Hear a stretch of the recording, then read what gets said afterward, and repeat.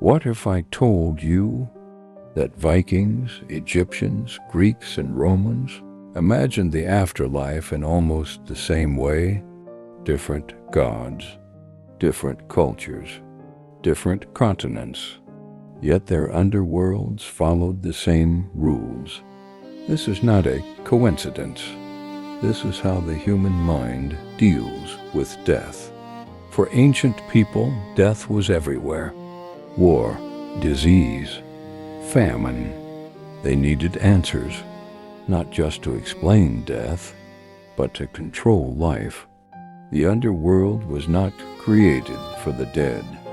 It was created for the living, to teach fear, to teach order, to teach meaning. In every ancient mythology, death is not instant. The soul must travel. In Greek and Roman myth, the dead cross the river Styx. In Egypt, the soul enters the Duat, a dangerous realm full of gates and trials. In Norse belief, the dead journey toward Hel, far to the north. Death is not an ending. It is a passage, a road that every soul must walk alone. The world of the living and the world of the dead are always separated. A river, a gate, a threshold. Charon does not ferry the living. The gates of Duat do not open twice.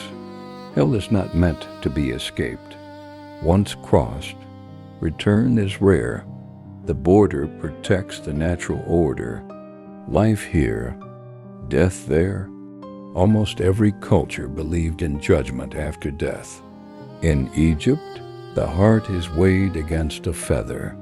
If it is too heavy, the soul is destroyed forever. In Greece and Rome, judges decide the fate of the dead.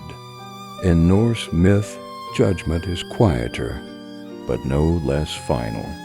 How you lived matters, not what you believed, not who you prayed to, but what you did.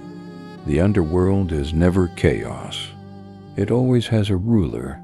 Hades, Pluto, Osiris, Hel. These gods are not evil. They are administrators. They maintain balance. They enforce rules. They keep the dead where they belong. Even the gods respect death. Ancient cultures rarely believed that everyone ends up in the same place. Heroes go elsewhere. In Greece and Rome, the worthy reach the Elysian fields. In Norse myth, warriors enter Valhalla. In Egypt, the righteous live forever in the field of reeds. The afterlife reflects values: honor, courage, truth. The underworld is a mirror of the society that imagined it. But the differences matter. In Greece and Rome, death is neutral. Most souls simply exist, without joy or pain.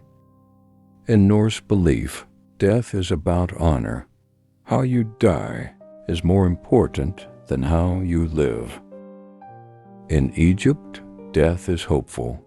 It is a continuation of life. Same question, different answers. The underworld was never about death. It was about life, about what is worth fighting for, what is worth sacrificing, and what kind of legacy remains. So ask yourself, which afterlife feels closest to the truth?